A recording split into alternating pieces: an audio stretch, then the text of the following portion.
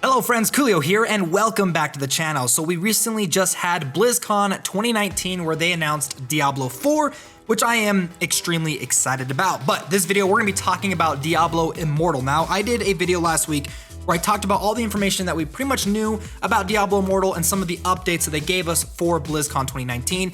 Now, they did have panels available where people could go and actually test out the game, and there's been some gameplay footage that's kind of been popping up on the internet, so I'll have some of that in the background to show you guys.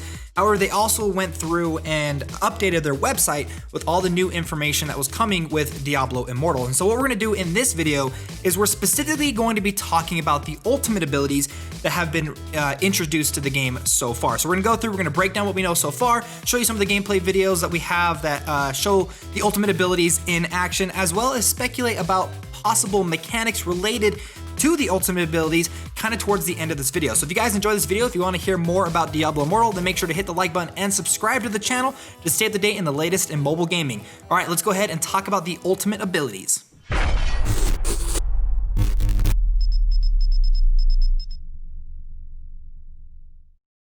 Now the first thing is obviously what are the ultimate abilities. Basically how it functions is as you're playing through the game and as you're using your basic attacks, you'll be able to charge up an ultimate ability gauge. Once the ultimate ability gauge has been filled up all the way, a new button will appear on the screen that you can manually activate yourself to then augment your basic abilities, changing the way that they function to your ultimate skills. And so what we're gonna do is we're gonna talk about the very first one. We're gonna go through all the classes that we know so far and talk about how their ultimate abilities change the way that they play. So the first one we're gonna talk about is the Demon Hunter. Now, when their ultimate ability is activated, it turns their basic attacks into a frontal cone attack, which they will send out multiple arrows, dealing massive area damage, allowing the Demon Hunter to clear large waves of probably smaller enemies. Now, I can see this working against like larger bosses and stuff like that, but in the gameplay demo itself, it doesn't seem all that impactful, or the gameplay that I've seen behind it.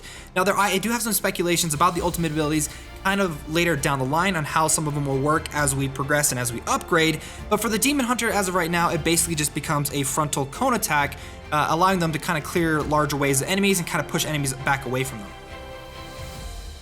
Now the next one is the Barbarian. Now their basic attack is pretty interesting because it turns their basic attack into a combo ability where it combines a variety of their other moves. It combines several cleave attacks, a small frontal area of effect ground smash, as well as a small whirlwind ability. One thing I do like about the Barbarian is the way that it kind of combines all of their abilities together into a small combo chain attack that you can use without having to spend any resources on your other abilities.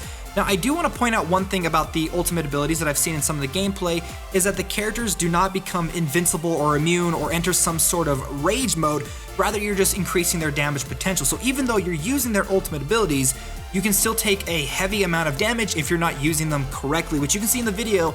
The Barbarian does take quite a lot of damage when using their ultimate abilities.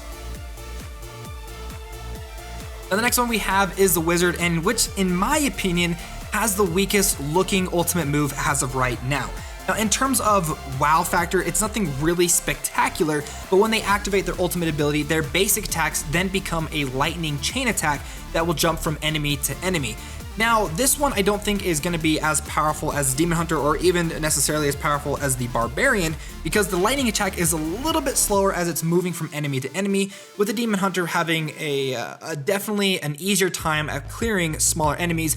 Now, with the Wizard ultimate ability, not so much, but I do have some stuff I'm still going to be talking about, and the developers have stated that everything that we're seeing is still currently in development and can be changed when the final product is released, hopefully within the next couple months or hopefully not in a year's time.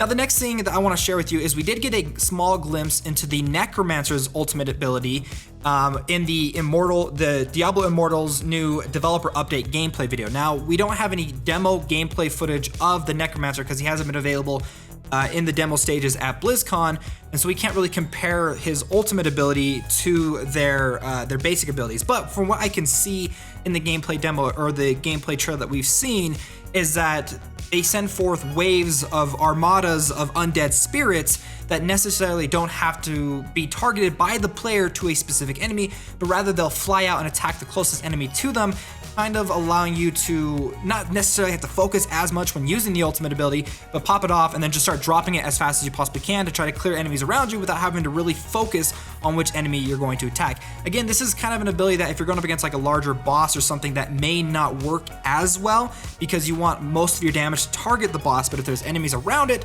this thing isn't necessarily targeted towards the boss, but will just kind of flare out and attack whatever's closest to it. Now the final ultimate that I want to talk about is the Monk's ultimate ability, which basically drastically improves his output of damage. He imbues himself with power. It allows him to do small dashes as well as small bursts of AoE damage to enemies that he hits. Now the reason why I'm leaving him for last is because I want to talk about what I think may be a possible progression system when it comes to the ultimate abilities. Now we have two instances of gameplay with the Monk. Now this could just be the fact that whoever was playing the gameplay demo maybe wasn't doing the attacks or the combos as much as necessarily as whatever this other gameplay footage that we're taking a look at.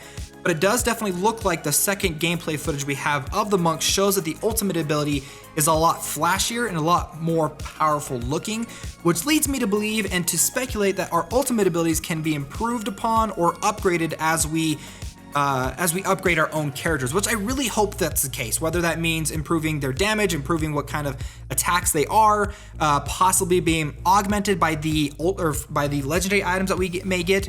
We don't know necessarily, but I did want to kind of speculate on that. So let me know what your guys' thoughts on that. Let me know if you guys enjoyed this video down below, your thoughts on Diablo Immortal, if you guys are excited about it. And again, if you enjoyed this video, I would really appreciate it if you hit the like button and subscribe to the channel if you haven't already. Well guys, thanks so much for watching. My name's Koolio, and I'll see you next time.